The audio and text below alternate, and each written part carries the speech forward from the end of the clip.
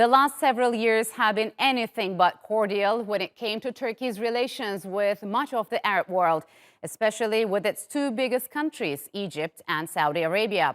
But now things are slowly changing. Past differences are being quietly resolved, and an outreach initiated by both sides is being fully utilized.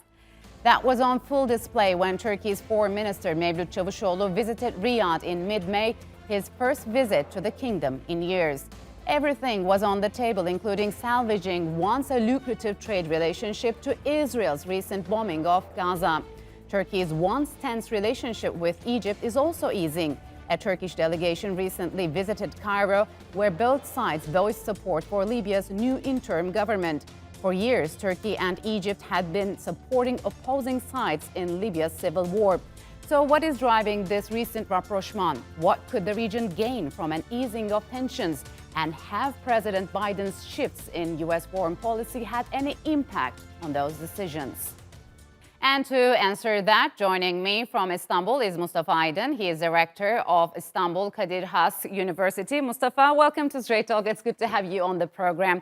Starting with the latest, what's your take on high-level contacts between Turkey and Saudi Arabia, and what is behind this new diplomatic push and where it is headed? Well, it's part of Turkey's new push all over. Turkey has been trying to rejuvenate its relations with its neighbors as well as further away, starting from the United States. But it also includes in the regional countries, Greece, Egypt, Israel, and Saudi Arabia, obviously. This has come from understanding that the broken relationship in the last couple of years started to hurt Turkey's interests also regionally and in a wider context. So I believe Turkey is trying to find ways to create a new environment of friendship, or at least, if not friendship, containment of the problems. So could Turkey and Saudi Arabia relations be restored to what were they like before the murder of journalist Jamal Khashoggi, and considering that the Saudi crown prince is not as prominent as he was before? I think there is a possibility there, and especially I believe we'll be talking about this, especially because of the changes in global politics. The Saudi position reticence came after their agreements with Israel and the United States, and with the encouragement of former U.S. President Donald Trump for their enhanced role in the Middle East. Now, the current American administration does not seem to be encouraging Saudi position, so much active Saudi position in the region, and they have been winding down, actually, starting from Yemen and in other countries as well.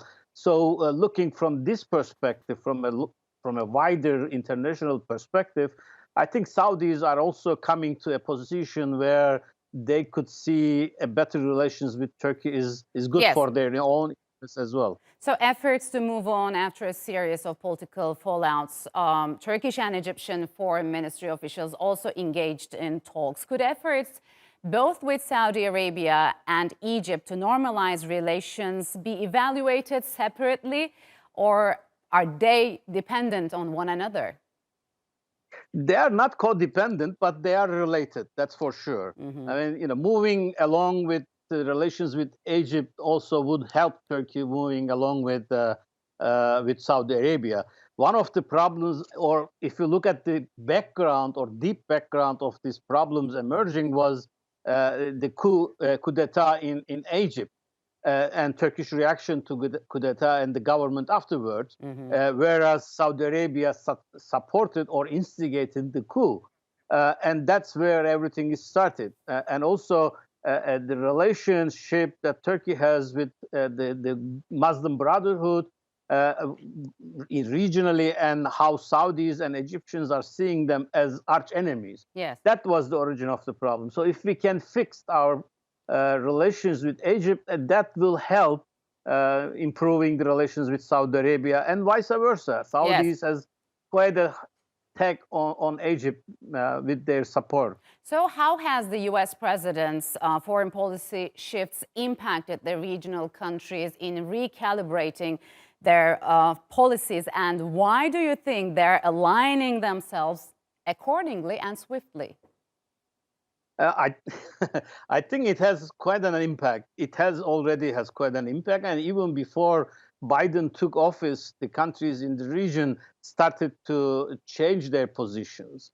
Why they are doing so? Because that they are, when you look at the region in regional politics, the countries like Saudi Arabia or Egypt could become influential countries as long as they team up with United States with an outside support. Otherwise, regionally, they cannot even contain the influences of Iran and Israel. The Yes. United States kind of balances out for these two countries.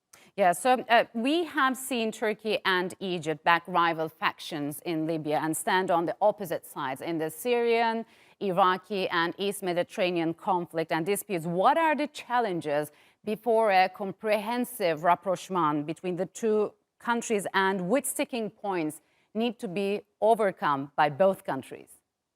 I think the most important is the trust building. There is no very obvious sticking point anymore. There was the existence of some people, Egyptian exiles living in Turkey and operating for some the media outlets from Turkey. But in recent months, I believe Turkey has curbed that kind of influence or movement.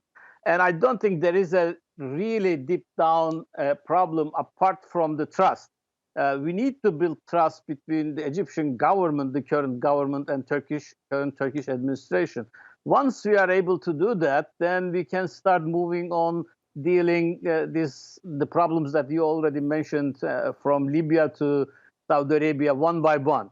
But we should not forget that lots of things has happened in last couple of years, and Egypt has connections and improved relations with Israel and with Greece and with also Cyprus. These are going to be problematic for Turkey, because just because Turkey is normalizing its relations with Egypt, Egypt would not choose to end its heightened or expanded relations with these countries. I was going to ask you that. I mean, could a normalization with Turkey come at the cost of Egypt's relationship with Greece and also the Greek Cypriot administration? And do you think that some sort of a reconciliation between Turkey and Egypt could help build Libya's future, as well as maybe a possible new maritime demarcation zone between the two countries?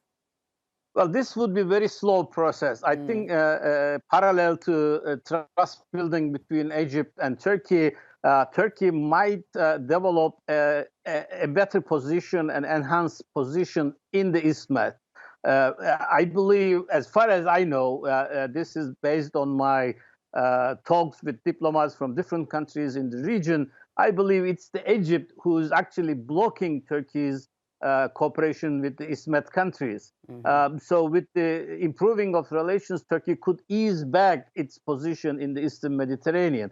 But this would not be to the detriment, immediately to the detriment of Egypt-Greece or Egypt-Cyprus relations. It will take longer period. Yeah. In Libya case, I think the relationship has already moved on, and there is certain level of understanding already in place. Both countries are, wary of each other. They don't want to fight, definitely. Not, hot conflict even. But Mustafa, yeah, Egypt calls on all foreign fighters to leave Libya as soon as possible, as Turkey draws a clear distinction between foreign mercenaries and Turkish soldiers who were deployed upon an agreement reached with the legitimate Libyan government. So, what's the end game here? Who is likely to take the first step? And do you believe that Turkey would or could abandon Libya?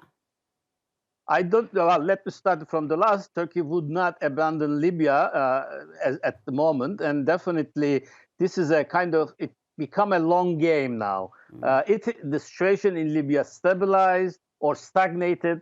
the solution is now going to come not from the ground or not from the theater of operations, but from the diplomatic negotiations and deals, which will take a couple of years. And I believe personally that Turkey would be there for those, at least for those couple of years. And then we'll see what will the new solution or accepted solution to Libya will offer. Yeah. The countries like Egypt, the commenting on Turkey's position and presence there does not really carry that much weight because they themselves also have forces and they themselves also support mercenaries in that Yes. region. This is all diplomacy and politics, so I wouldn't put much Yes.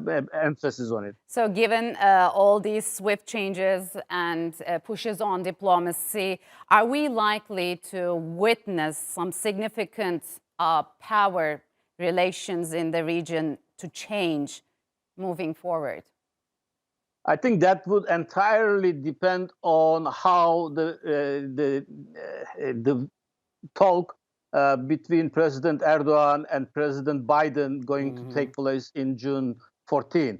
Because if Turkey can move with its relations with the United States ahead, then this would definitely affect its relationship with Egypt and Saudi Arabia, and then with other countries also.